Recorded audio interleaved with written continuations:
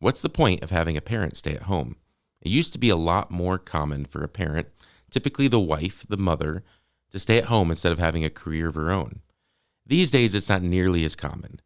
It's not nearly as socially acceptable as it used to be, and it's also a lot more economically difficult than it used to be. And if someone chooses to be a stay-at-home mother instead of having a career, is there any benefit to going to college, to studying the Bible at the collegiate level?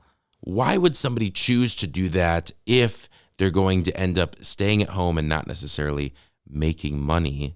Why choose to go to college? Why choose to study the Bible at a higher level? I'm Erik Rasmussen. This is the Concerning Him podcast. In today's episode, we have on Karen Scott. Karen is an alum who studied both Bible and elementary education here at Emmaus Bible College before she went on to spend the majority of her life, at least so far, being a stay-at-home mom. We have a great opportunity today to ask Karen, was your education worth it? Was it worth the money? Was it worth the time? And then what does it look like? What does it mean to be a stay-at-home mom? If you listen to us on Apple Podcasts or Spotify, it'd be great if you gave us a rating or review. And if you watch us on YouTube, I would love it if you'd like this video or subscribe to our channel. Remember, the Concerning Him podcast is brought to you by Emmaus Bible College. For more information about Emmaus, please visit emmaus.edu. And if you're interested in listening to more episodes like this one, or reading biblically centered articles, or listening to biblically centered and gospel-centered sermons, please visit concerninghim.com.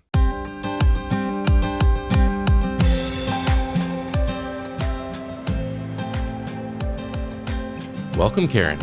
Thank you. Happy to have you here today. Exciting to be here.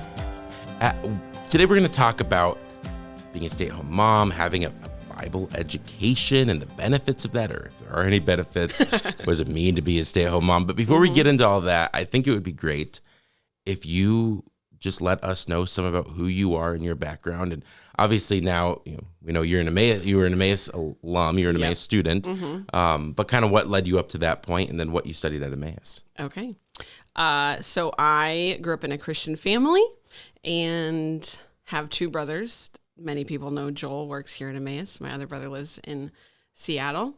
And Joel is our most opinionated podcast guest. Yes, we'll see if he's rivaled today or not.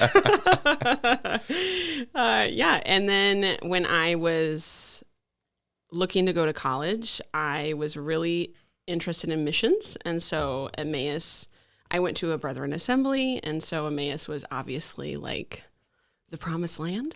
So I ended up coming to Emmaus, which was really good. I started out in intercultural studies, and then at the end of my first year, there was a lot of other ed majors in my floor, and I was like, I had never thought of teaching before, but that looks really cool. And one of my friends was going to be doing her student teaching in Indonesia. And so I thought, whoa, like I could be a missionary, but have a marketable degree at the same time. And since Emmaus was working with ed students to be able to do overseas, if you were good enough to be able to let you go overseas for your student teaching, I was like, yeah, I think that's a really, really cool. So Joel Hernandez, I remember a meeting in his office where I was just like, what do I do with my life? I was planning on doing this, and he just slowly walked me through it. And I remember calling my dad and being like, I'm switching to ed, Dad. And he's like, no, you're not. Never before had I ever talked about it. So fast forward, I graduated in ed. I got a TESOL at the time, a certificate, and I did my student teaching in Bogota, Colombia, at El Camino. You've had Beth on. And then I ended up teaching there for 2 more years after that. And then I ended up getting married, coming back to the States. And since then, we lived in the Quad Cities until about 1.5 years ago. And we have lots of kids. We have 3 kids. We have Edmund, who's 7. We have a daughter who passed away when she was a month old, Moira. Then we have Dietrich, who's 5, and Wendy Bird, who is 2, just recently 2. So we're very blessed. So yeah, my husband, we decided to move. He was a high school math teacher for 15 years. And then he decided to get his master's in more mathy data business stuff. So now he's working in mathy data business stuff here in Dubuque. Is that how he describes his job too? Exactly, Yeah. word for word. So did you spend any time teaching after your time in Bogota? Yes, I did. So when we got married, for 2.5 years, I worked at Scott Community College in the Quad Cities and did adult basic education. So I started out in kind of teaching for the GED, which is not the GED anymore, but started teaching for that. And then I moved over into language teaching for immigrants. So that was really challenging and fun, and definitely used all of everything that I learned. So that was really good. And then once Edmund was born, I started staying home. And was that always the plan, to stay at home? Yeah, it's interesting. Like, it was kind of, my mom stayed at home in my early childhood, and Andy's mom stayed at home for his whole childhood. And so it was kind of the logical, like the natural, our family culture. But obviously, I was talking to my husband about it, of like, well, kind of just happens. And he's like, well, it doesn't just happen, because you had to like quit your job. I'm like, yeah, that's true. And you obviously have to make your decision. Am I going to do this, or am I not going to do this? And that sort of thing. So I'm interested in that, because today it's, it used to be 50, 75 years ago, much more common, much more socially acceptable for typically the wife, the mother, to stay at home. It's not nearly as common today. It's less maybe culturally acceptable. Right. If you think of a lot of people saying, well, your husband's not forcing you to stay at home, right? You need to go out, you need to, you need to be able to get a job. What's he doing, right? And then you also think of, just from an economic standpoint, right? It's a lot. The economic status for middle and lower class in our country is different now than what it used to be. And it's a lot more difficult for people in the middle class to stay at home. So really my question then is why? Why make the choice to be a stay-at-home mom? Yeah. So it's like, the first thing that I think about is that as a Christian, your whole life is, you're trying to live with an eternal perspective, and everything filters down from there. However you want to say it, kingdom perspective. And I think when I was younger, that was like an intellectual idea that I tried to let it guide things in my life. But as I get older, because I'm so old, as I get older, it becomes more and more real. Like, I think as you experience more tragedy, more hardship, you realize like, okay, yeah, this is really hard, and I hope this is not it, right? And so I think when we were thinking about the whole transition, it's like, what is going to be the most, have the most eternal impact? And so, and the practicality side of it, I'm a teacher, and so teachers don't make a ton of money. And my dad passed away in my early 20s. So my mom is working. So she's not retired. She has to work. And so it's not like I have a natural childcare provider who would be able to provide free or discounted childcare.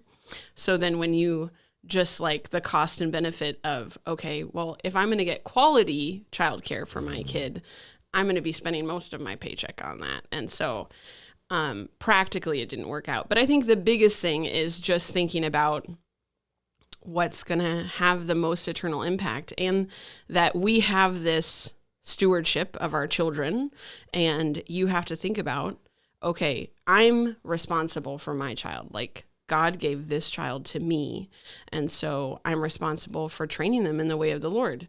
And for us, it worked best for me to be the one doing that most of the time. And I don't want to say, this is not like a go home and be a stay-at-home mom podcast. It's a think about your life. Does it matter for eternity podcast? Because it's going to look different for every family. And I think if my family was maybe more traditional with my mom being able to watch our kids, then it might have been more feasible for me to work part-time or something like that. But it wasn't. So we just went with what seemed like the best thing with what the Lord had given us. And going along with being a stay-at-home mom, you're also homeschooling, correct? Yes. Okay. And is that, do you kind of view those two things as going together, or in making that, not all of them have been released yet, but we just got finished recording this 3-part series on education decisions, homeschooling, private Christian schooling, public schooling. I thought all 3 guests were great and gave a lot of helpful insights and trying to make those decisions. But thinking about this kind of the stay-at-home mom, do you kind of naturally think, well, I'm going to stay at home, I'm going to homeschool? Does that go together? I think for me it did. Now, neither my mom nor Andy's mom, like, I went to public school for all of my elementary education, and Andy went to public school for his entire education. And I think it was a lot more acceptable back then for moms to stay at home even if their kids were in school. I feel like now it would be, I feel like there would be a little more pushback of like, oh, so what do you do during the day? Those sorts of comments. But it was very natural for us because I'm an educator. My husband's an educator. And so it was kind of like, as a mom, I want to teach my kid how to read, and it's just such a gift, and it's super, my kids are so cool. And so I just want to be with them. And not that we don't have our ups and downs, but there's nothing better, not even just with your kids, there's nothing better than walking alongside someone as they're learning more about God, whether that's friends or people at church. And to be able to do that with your kids, it's like such a privilege, is exciting, and probably more of the time it's mundane, really. But but there are those moments that you're just, it's pretty incredible and it's really meaningful. It's really meaningful. So then I want to think, you mentioned that you felt like in a lot of ways it was just kind of the default option, you staying at home. If that's the case, why go to college? Right? Most people think about a college education as, well, the purpose of spending all this money on college is to get a better career. And then recently there's been pushback. Well, not everybody necessarily gets a better career. So maybe people should go to trade school. Maybe people should go get different types of training instead of go to college, and all those things. It's a whole valid conversation that's worth having. But it does appear to me, if you're thinking, I really want to be a stay-at-home mom, the value, financial value that you get from spending money on college to then not have it result in a long-term career, most people would say that wasn't worth it. So I guess my question would be, was it worth it? Yeah, I would say it was worth it. I think for myself, I was not the type of person who was sure I was going to get married. And so I planned my life based on not getting married. Just like, if it happens, it happens. If it doesn't, it doesn't. So I didn't have the foresight, in a sense, to be like, well, if I'm going to be a stay-at-home mom, I didn't ever imagine myself having kids. It seems weird now that I have kids and it's so great, but I really never imagined being a mom or stuff like that. So I can't speak to that, but I can say at Emmaus, getting an education in theology, I think, is one of the most helpful things that you can do for your whole life. Because if we measure things by an eternal perspective, the money, obviously there's practicality to money in life, but money is not going to be the deciding factor for what you do. And so that pretty much, you have to kind of really actually do that. And so, but I feel like the value that I got at Emmaus, thinking about, okay, how has that poured into my life now? It's kind of crazy because when you have any experience, that experience affects you for the rest of your life. How to quantify it is kind of difficult, but I was thinking of a few specific ways. Everybody's a theologian. Yep. It's the question of, are you going to be a good one or not? And I think Emmaus, it's not like when you're at Emmaus, you learn how to, maybe if you're in counseling, but I was not in counseling. You learn how do you deal with when you lose a child or you lose a parent or you go through some sort of tragedy. You might not be answering those specific questions or who is God? Did he let this happen? Did he make this happen? But you're given the tools in order to handle the topics in the future. And you're given people resources. I think that is one of the biggest lasting impacts in my life, is that when we lost our daughter Moira, about 6 months after, my whole life had been fine. And then you lose a child. And that's like one of the worst things that you can think of happening to you. And about 6 or 8 months afterwards, I had seen the fork in the road. You see people walk away from the Lord, and I had always thought, I just don't get it. Like, that's kind of crazy. I don't see how you could just walk away from the Lord. And I saw it. I was like, yes, okay. I'm not sure that I know there is a God. I can't deny that. But I'm not sure that he's the type of God that I want to live my whole life centered around. Because that's really my husband and I, when we talk about things, how good we are at it is one thing. But when we talk about things, it usually is this what the Lord wants us to do? Is this going to have an eternal impact? Is this using what the Lord has given us well? And so 6 months afterwards, we were going to family camp, which I was dreading, like seeing all these people that you haven't seen since it happened. And I asked Amy Hernandez, would you come and do a women's breakout at camp? I'm not even sure she got paid for this. Like a whole week in 100-degree humid Missouri. She and Joel came, and she would just sit with me during break times, and she just talked me through so many things. And she was like, Karen, have you wondered if you're angry at God? And I was like, excuse me. Oh my God. But she asked me those hard questions that really was, I turned a corner that week and she did her whole session on Job. And so it really, she gave me tools, but that having those people who you can say, you can call and ask, and they can tell you the hard truth and the good truth.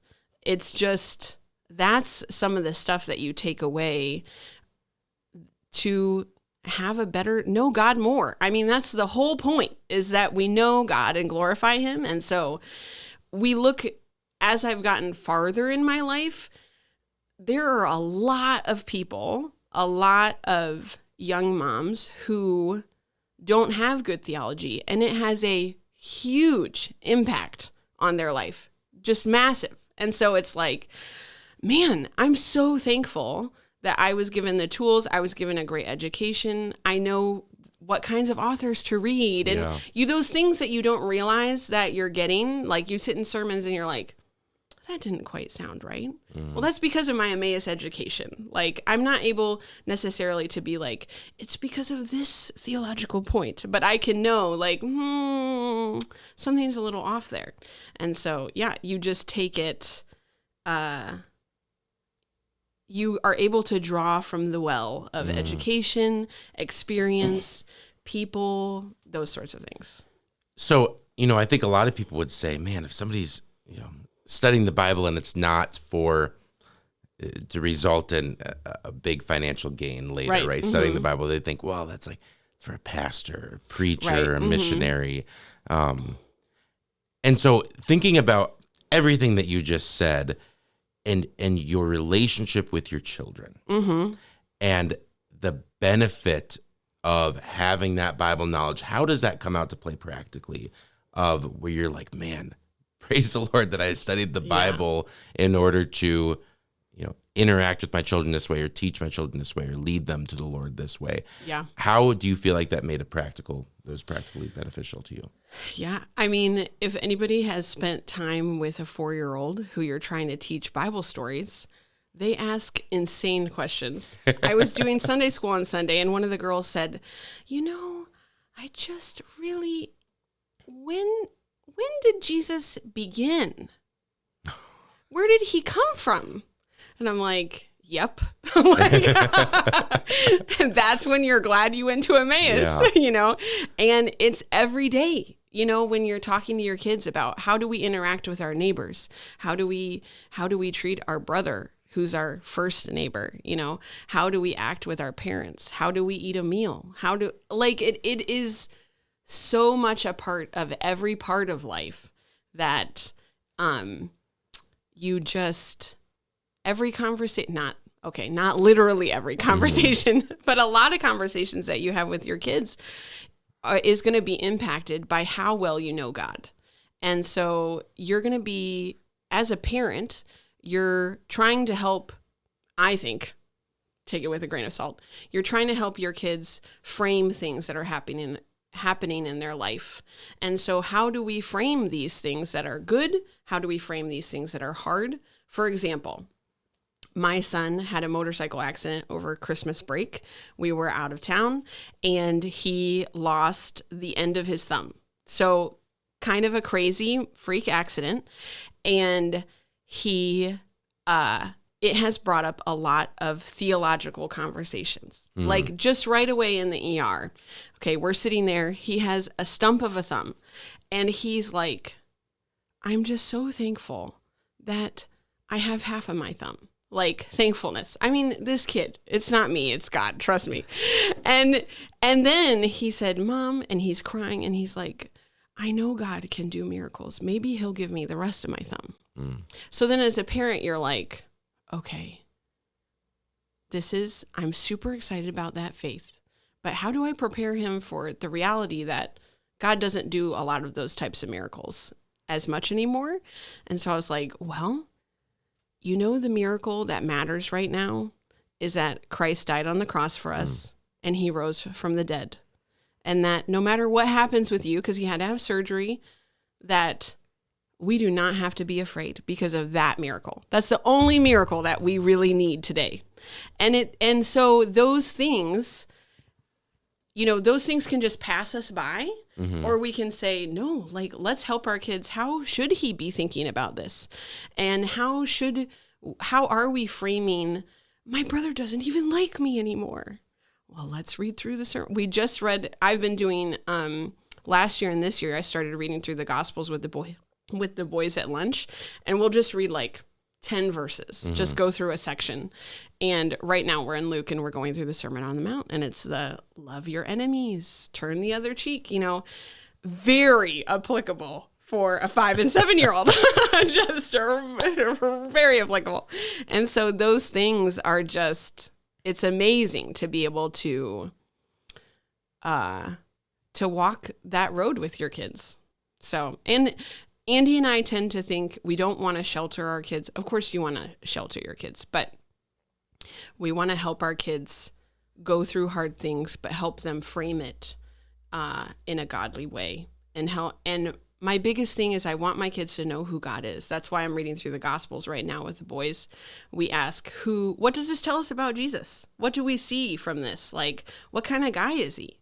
And what kind of God is he? Because if there's one thing that they can take away is I want them to know who God is. Everything else can filter out from there, but know God. That's your greatest joy, your greatest challenge, and yeah, when you have gone to Emmaus, you're given the fire hose of information, but then also it starts to slowly work its way out in your life as you're raising your kids. I want to continue on this idea of, getting this Bible education and then not necessarily having it pay off financially, right, but having these benefits. I didn't prepare you for this question, but I'm curious if there's ways that you feel like your Bible education plays out both in your local church and in your marriage. I would love to hear you talk about both of those. Yeah.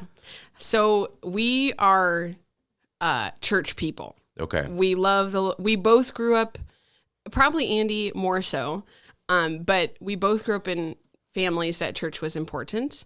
And we feel like the church was made, God made it for the believer, and to be healthy, you got to be in it. And Christ died for the church. So we want to give ourselves to our brothers and sisters too. So I love talking with people about life and all these sorts of things. And I have found myself increasingly in more and more relationships where you're mutually encouraging each other, helping each other through hard times. And as you get older, Andy and I have been married for 10 years, which isn't a long time, but it's a long enough for some of our friends to be going through some really hard things, for us to have gone through some really hard things. And so how are you going to work through those things? How are you going to help somebody else?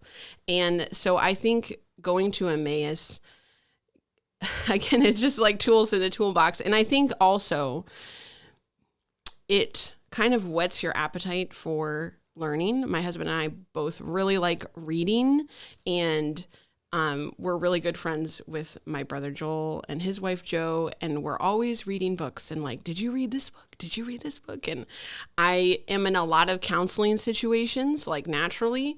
And so I am reading a lot of books on counseling, on addiction, on all these sorts of things that 10 years ago I wouldn't have imagined, but I think I was given kind of the baseline to this is what it means to. Emmaus is essentially, I think, trying to equip people for life, to live godly, right? And so that doesn't stop once you graduate. They want you to keep going, keep reading, figure it out for yourself, and you're going to start facing things just like when you're raising your kids or you're walking with a friend through a hard time. You're going to start facing things that you weren't prepared for, and you have to figure it out. You really have to decide, what do I believe about God in this situation? Who do I think he is?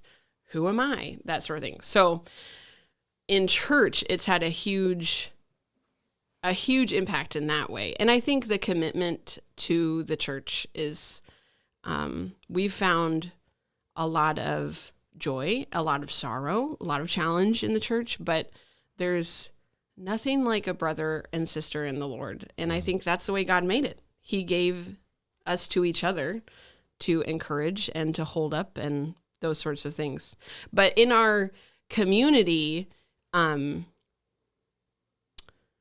so funny. Over the summer at our house is usually all the neighborhood kids are at our house. And I am the mom who will handle the issues in our neighborhood. So if anybody, it's hilarious.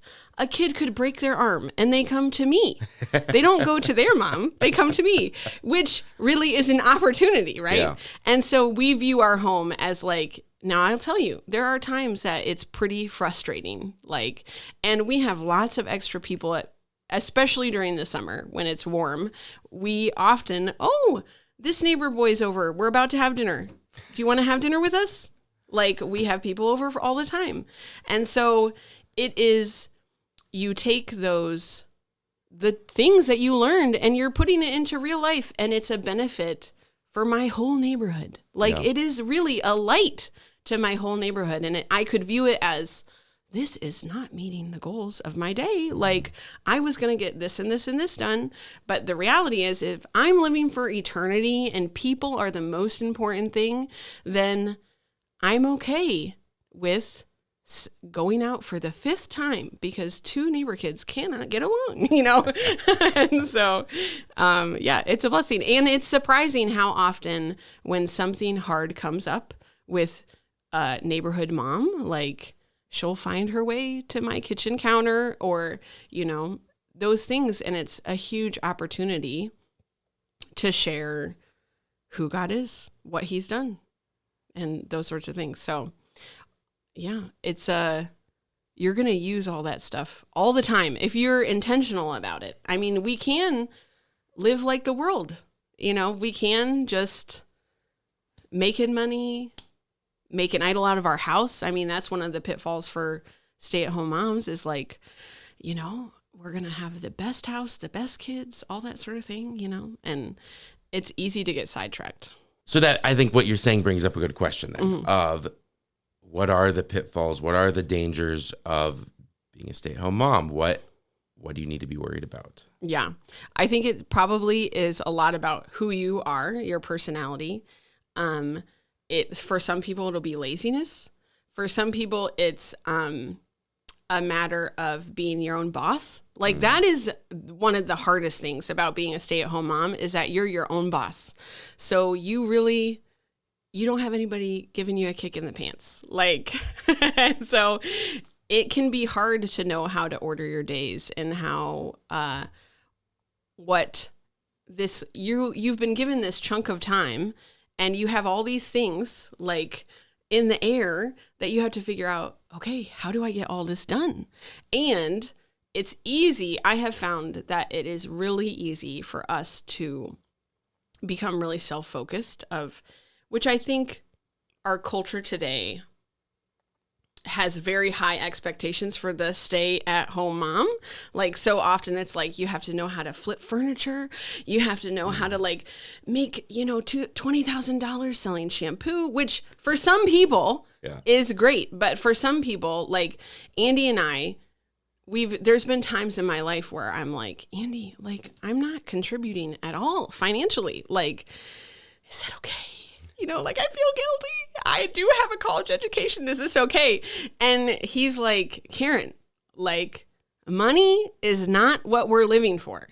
And if we have enough, our time should be spent on eternity, on the kingdom. Like, and he feels like we both do, but I think it's important that he especially feels that it's really important that I be available for the community. So there's certain times in my life where I'm taking lots of old people to doctor's appointments because I can load my kids up and do that, and I'm available for our neighbors when they have something that they don't want their kids to see that's dropped off before they get home, those sorts of things. There's something to be said for being that person who's around, and it can build a lot of meaningful relationships. But yeah, also, I think there is a lot of theology that goes into raising your kids, keeping a home, supporting your husband. And I think some of us can get so bogged down in the day-to-day that we forget to keep learning. Like, man, we're struggling a lot in this area. It's like, meet with a friend, read a book, like figure it out. You are a college educated, Emmaus educated person. You can do this, And so there are, like, for example, I did not grow up in a tidy home, and I had no tools in the toolbox for that. And I wanted a tidy home, as most of us do, but I didn't really know how do you clean a bathroom. I mean, it sounds kind of insane, but like, turns out there's a method to it.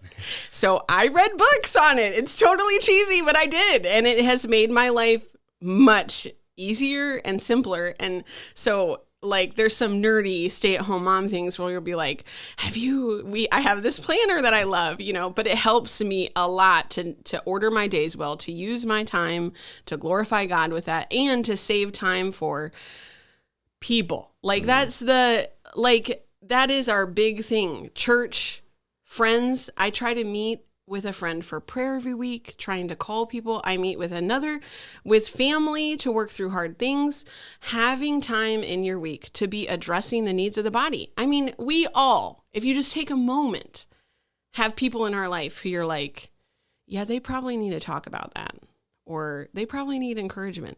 Well, let's do it. Like that is the gift of being the stay-at-home mom, where you can find those nuggets of time and do those things. And it's like, makes it all worth it,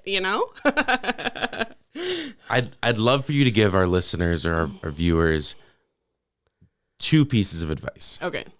The first would be if you're considering, you're like, man, maybe should I be a stay-at-home mom? Should I work? How would you advise somebody to just think through that whole decision? Yeah. So I think you have the spiritual aspect and the practical aspect. Yep. And so I think spiritually, what is God asking from you? Like, what are your gifts? What does your husband think? What are his gifts? Those sorts of things. And then financially, can you actually do it? I mean, we have we both grew up in pretty conservative. Neither of us are super spendy. He would say I am, but I am not. Okay. And so we have learned to live with less. I mean, we have so much in the grand scheme of the world, but to the American ideal, we live with less intentionally because we value this more. And so there are lots of things that you can give up or you can plan better for. I just sitting down with someone and being like, look at your finances. Is this reasonable? Have someone else who maybe has done it before and say, do you see stuff here that we could give up? How do we even go about doing that? And is it worth it? Because if you are going to give stuff up to be a stay-at-home mom, now I was telling my husband, now more than ever, I feel like what I'm giving up is bigger than what I gave up when we had our first son, because I am so much more skilled. Having been a mom, I feel like I could just conquer the world at this point. And so I'm giving up conquering the world to stay at home with my kids. I didn't feel like that when I first had my kids. And so you really have to believe what you're doing. Like, is this really worth it? Because you could be a principal. You could be, whatever it is that your dream is, you could do that. But I think for me, it sounds a little bit cheesy, but I really believe it now. Eternity is a long time.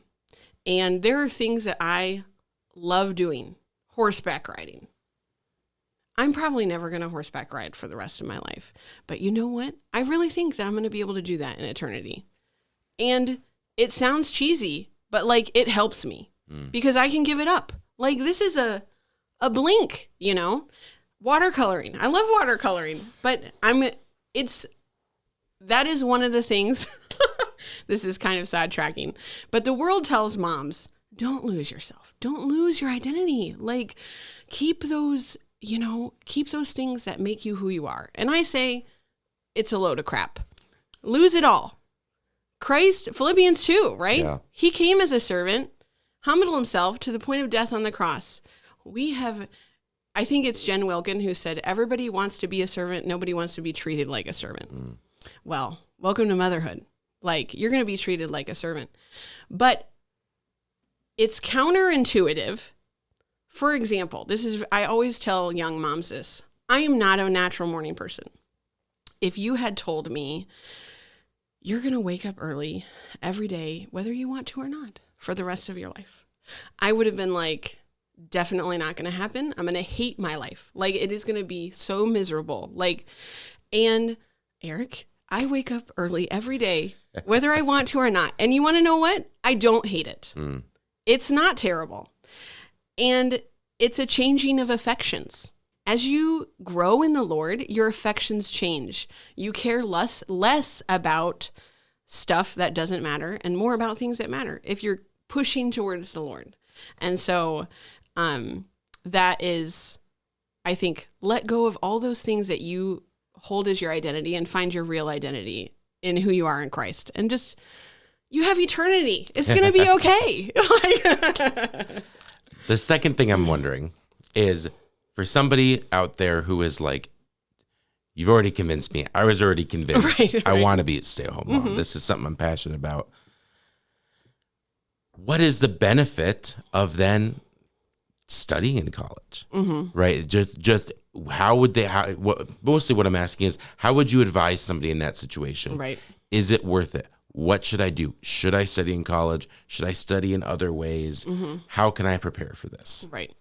So for me, I think the 1-year Bible program is super helpful because you just get an overview of the Bible. And your whole life, you're not, well, maybe in the future. Up to this point in my life, I've never had as much time to just sit down and study about the Bible. And so I'm really drawing from the work that I did in college when it comes to dealing with theology in real life. But also, I am not going to be a stay-at-home mom forever. Like, I hope well, should I say I hope? I'm going to be using the skills that I got at Emmaus when my kids leave the home, Lord willing. And so those skills, not only are they, obviously, I got an education. So now I'm educating my own kids. Mm-hmm. That's highly valuable. Yeah. Like I'm well equipped for it, And, but I think I can go back and teach after my kids are gone. And I think it gives you, it's hard to quantify knowledge, like how much knowledge helps in the future, but I can't imagine what life would have been like if I didn't have all of that learning to make the everyday decisions that I have now. I don't know if that answers your question. No, that's really helpful. Thank you very much.